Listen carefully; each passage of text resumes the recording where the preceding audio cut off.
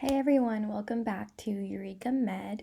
So, today I'm going to be talking about how to get into a good college, specifically for pre-meds, but I think this video will be helpful for basically anyone applying to college. You should just tweak whatever advice I give to kind of follow specifically your field. So, the number one most important thing I would say is your grades. And that's the basis of you going to school. You need to really have good grades. And for that, like, you really need to start developing good study habits, good study techniques, like from the beginning. Because I do know, like, high school is a transition from middle school. But whatever grades you get in high school is what matters for college. So just try to do your best, but also don't stress too much about grades because that's not all of your application. But I would say that to get into a good college, you do need to have good grades. And that doesn't mean you have to have perfect grades. That doesn't mean you have to have all like straight A's, but just try to do your best. And for going into pre-med, I think one advice I would give is try to take as many science classes as you can.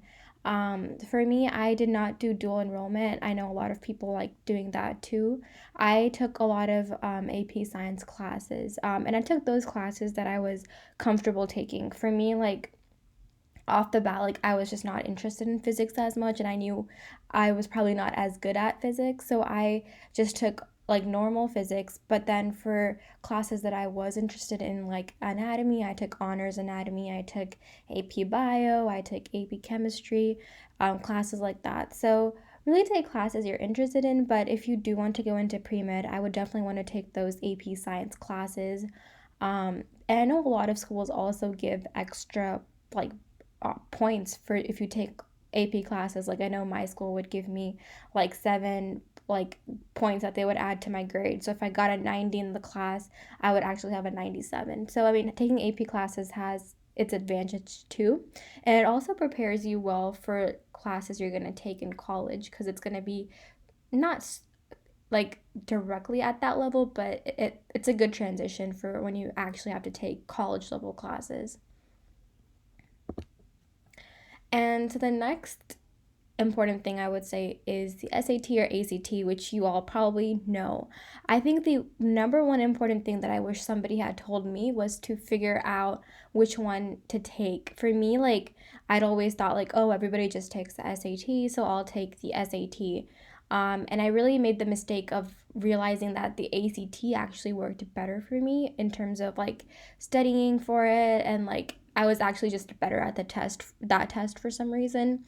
Um, so really try to figure out, like, maybe take diagnostic tests or like look at the format and look at the like each of the tests and see like which one you want to take. So really kind of take time to look into that. Because I that's one thing I didn't do, and I feel like I could have saved a lot of time if I had done that. The second thing is practice, practice, practice before you take the test. Um, I think practice is the single most thing you can do for any standardized test. Yeah, you can study certain things for the SAT. I knew vocabulary was a big thing.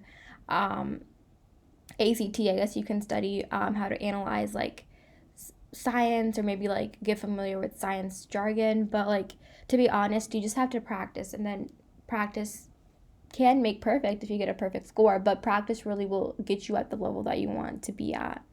And then a good score. So this is what I would consider a good score. I would think that for the ACT, anything above a 30 would be a good score.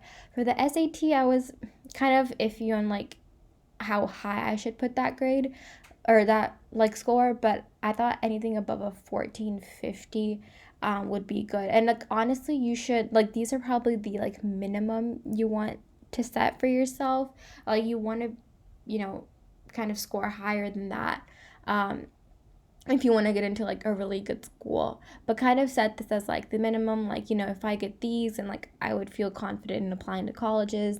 But again, like for the SAT, like 1500 and above would also be a really good score. I just put 1450 not to like, I guess, freak people out that like, oh my gosh, like I have to get like a super good score. Like these are pretty decent scores as well. um And you could even get below that score and still get into a really good school. So none of these factors like individually define, like if I get a 29 on the ACT, I can't get into Harvard. Like that is not true at all. Like you have to take all of these factors that I'm going to talk about into consideration. And the last thing I want to say about the SAT or ACT is that take it when you're ready, and take it when you're confident about the test. I'll tell you my personal story, which I kind of already told you about a little bit, was that I was like, oh, I have to take the SAT because like everybody's taking the SAT. And so I like took the SAT probably when I wasn't really prepared to take it. And I ended up taking the SAT like 4 or 5 different times, like before I switched to the ACT. And like I only had to take the ACT like once, I think, to get like a decent score. So like that like really tells you that like first of all figure which test you want to do, and then just take the test when you're confident and you've actually like really studied for it, and don't just take like, oh, I'll just take it and see like what I get. Because like I'm not sure how it works now, but I feel um like if you do end up sending multiple scores to colleges, like that might not look as good as like, oh, like you took it once and you did really good. um but yeah, I would just say that even for like mentally, like you want to take it when you're at a good place in your life to take the test, and you don't have anything else like going on in your mind, because like once you take it and if you get a bad score, that is like demotivating too. But yeah, just try your best, and like if you do have to retake it, like there's nothing wrong with that either. I just feel like taking it when you're confident, you probably end up doing better. But that's just my little tidbit about that. I feel like I'm rambling. Okay, extracurriculars. So I did do a lot of things in high school that I feel like did help me get into good colleges. Um, and so one thing I would want to say is quality over quantity. And what I mean by that is like don't like be involved in like 20 different clubs but only just be a member and like not really do anything in it. Like it's much better to be involved in like 2 clubs and like let's say you're the president of it or like you're the vice president of it.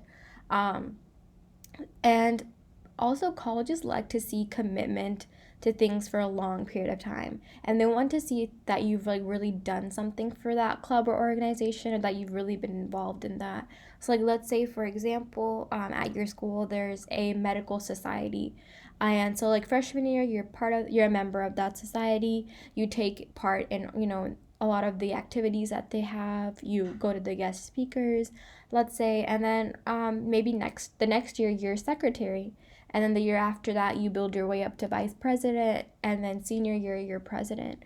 So I think really that commitment to something and kind of progressing in that is what colleges like to see. And I also think that's better for you personally, like for your growth as well, like that you kind of realize like to you have to work at something before you're like good at it. And like I feel like for me, like extracurriculars in college really helped me like gain confidence, just about like how to communicate and things like that. So definitely quality over quantity. And basically like do activities that you're interested in. And I know like if you want to go into pre-med, you would think that like most of your activities have to be related to medicine, and like I don't think you'd be wrong.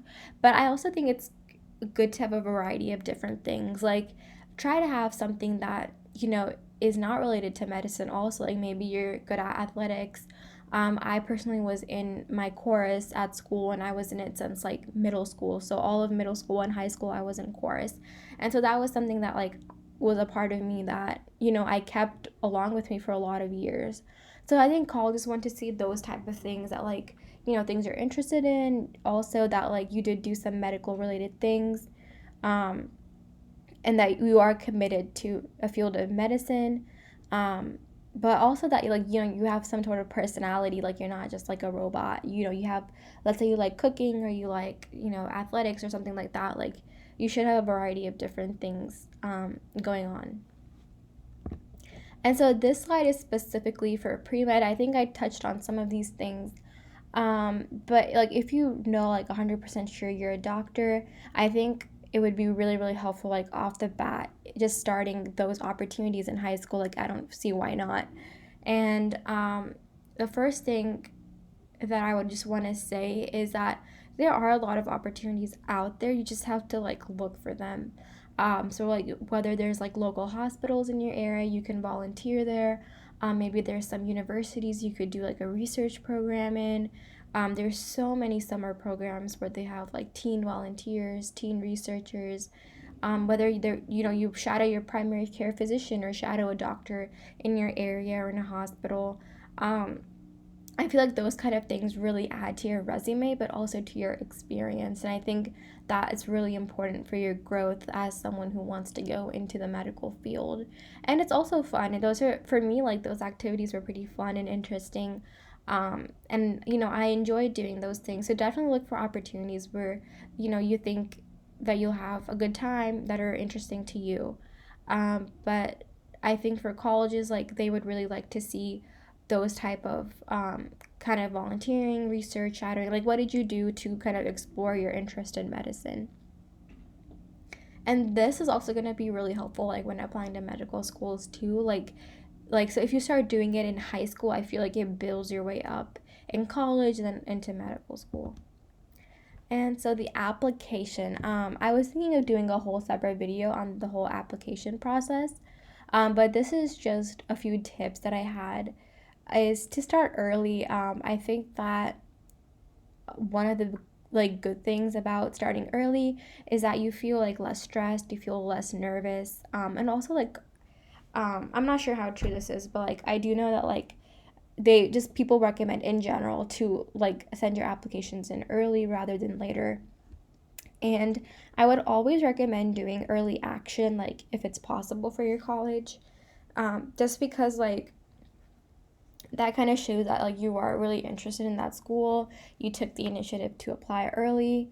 Early decision, like if you're really like set on a school, then do early decision.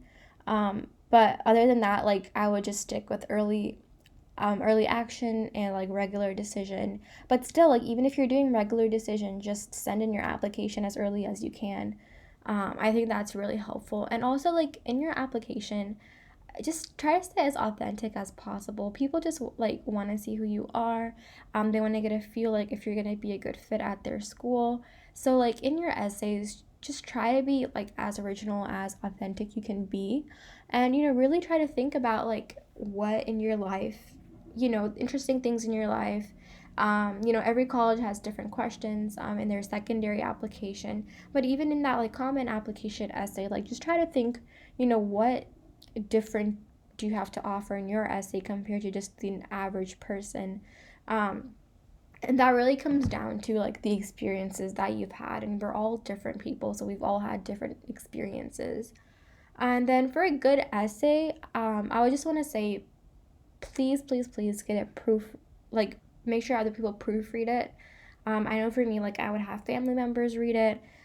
Some people, like some college students who were in the colleges that I applied to that got in, like they were nice enough to read them. Um, so like there's always people like your friends or someone like who can read your essays and give you like thoughts like how you can improve it. Sometimes they can find like grammar mistakes that like you didn't even think of.